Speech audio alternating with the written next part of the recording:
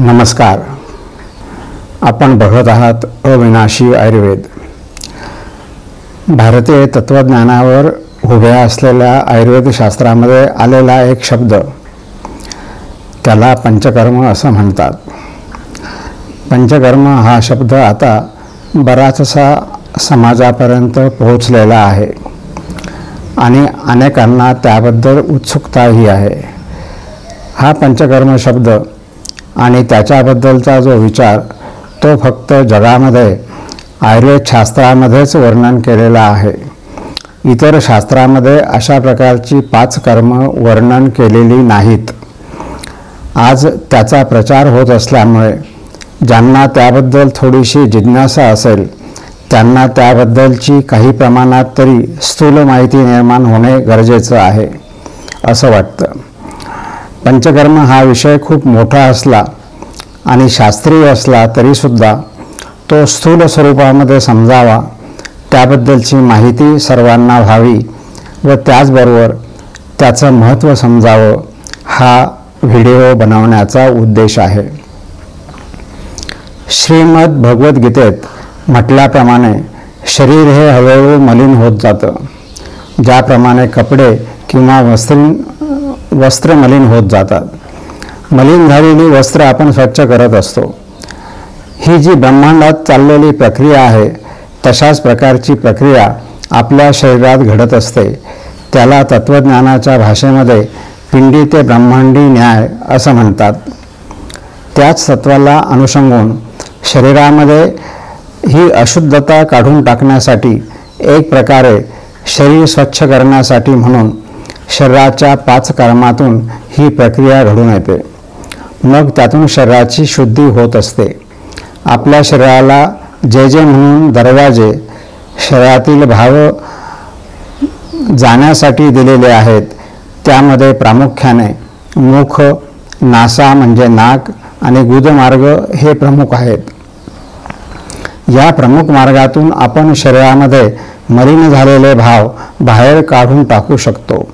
आणखीन एक मार्ग आहे ज्यामध्ये रक्तातून मलिनता बाहेर काढून टाकण्याची प्रक्रिया केली जाते. त्यासाठी मात्र रक्तवाहिन्यांना एक द्वार तयार करावा लागते आणि मग त्यातून रक्तामधील मलिनता बाहेर काढून टाकतात. त्याला रक्तमोक्षण असं म्हणतात. मुखातून दोष बाहेर काढून टाकतात. त्याला पंचकर्मात वमन असं म्हणतात. आणि गुदमार्गातून दोष बाहेर काढून टाकले जातात त्याला विरेचन असं म्हणतात. याच गुदमार्गातून औषधी द्रव्य शरीरामध्ये प्रवेशित करून जेव्हा शुद्धी केली जाते त्याला बस्ती उपक्रम असं म्हणतात. आणि शिरोभागातील दोष नासामार्गातून म्हणजे नाकाच्या वाटे ज्यावेळेस बाहेर काढून टाकले जातात त्यावेळी त्याला नस्यकर्म असं म्हणतात. अशा प्रकारे ही 5 कर्म आयुर्वेद शास्त्रामध्ये वर्णन केलेली आहेत, जी इतर कोणत्याही शास्त्रात वर्णन केलेली नाहीत. शिरोमार्गातील मलिन झालेले भाव काढून टाकण्यासाठी त्याच्या जवळचा मार्ग म्हणजे नाक हा असल्याने त्याचा उपयोग केला जातो. आमाशयापर्यंत असलेले मलिन भाव जे कफदोषाचे स्थान आहे असे म्हणतात, त्यातून मलिन झालेले भाव काढून टाकण्यासाठी मुखाचा उपयोग केला जातो. त्याला वमन म्हणतात. नाभी प्रदेशातील वा शरीराच्या मध्यभागातील दोष काढून टाकण्यासाठी त्याचा जवळचा दरवाजा म्हणजे गुद असल्यामुळे विरेचनासाठी त्याचा उपयोग केला जातो. आणि वाताचे स्थान हे विशेषतः पक्वाशय असल्यामुळे त्यात झालेले मलिन दोष काढून टाकण्यासाठी गुदमार्गाचाच उपयोग केला जातो. आणि रक्तातील दोष काढण्यासाठी रक्तमोक्षणाचा उपयोग केला जातो.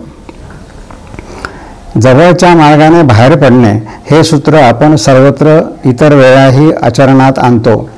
जसे एखाद्या बसमध्ये मागे आणि पुढे 2 दरवाजे असतील तर उतरणारे प्रवासी हे जवळचा जो दरवाजा आहे त्यातून बाहेर पडण्याचा निश्चितपणे उपयोग करतात.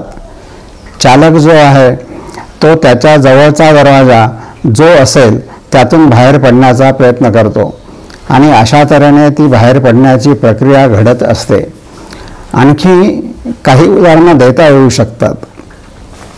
शुद्धीची किंवा पंचकर्माची ही प्रक्रिया करत असताना विश्रांतीची खरोखरच आवश्यकता असते का?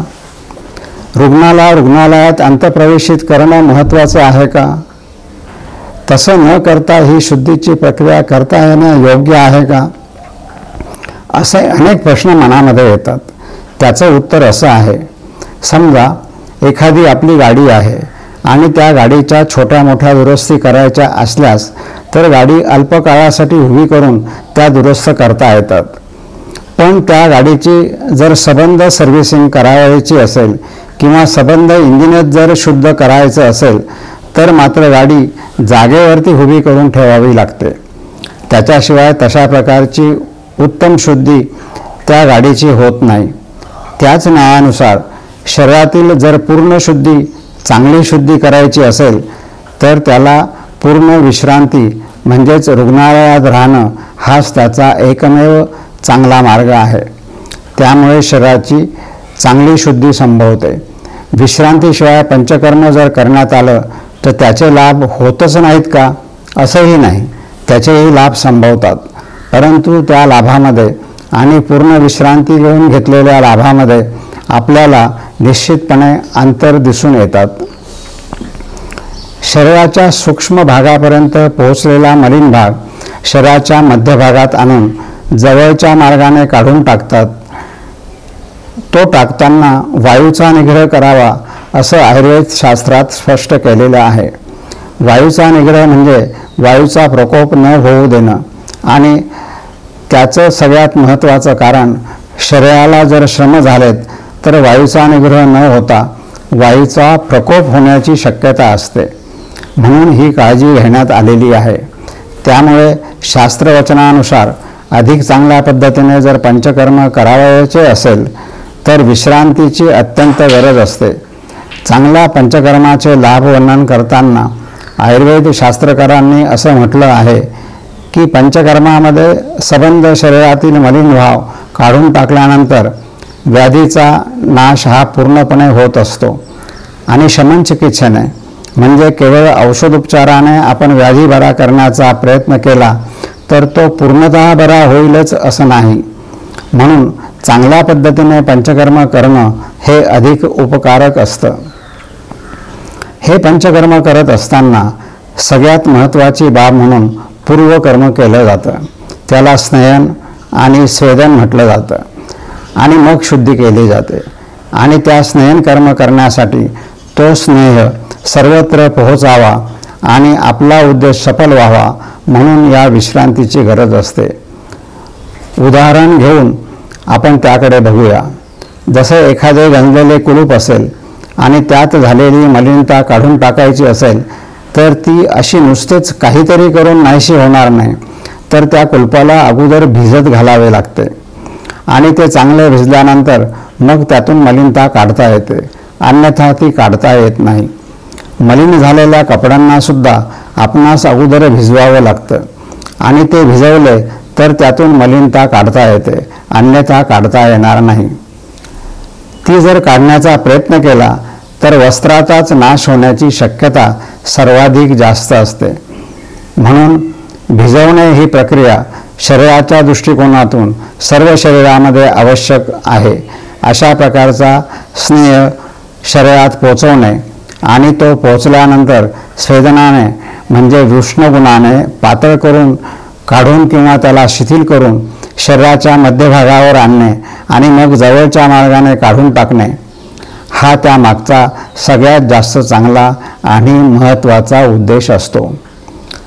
हा शास्त्रीय भाग केवळ समजण्यासाठी सामान्य भाषेत मांडण्याचा प्रयत्न केला आहे, तथापि शास्त्रीय वचनाला बाधा आणलेली नाही. हा विषय मोठा असला तरी पंचकर्म म्हणजे काय व त्याचे महत्त्व कोणते याचा अगदी थोडक्यात मागोवा घेण्याचा हा छोटासा प्रयत्न आहे. धन्यवाद.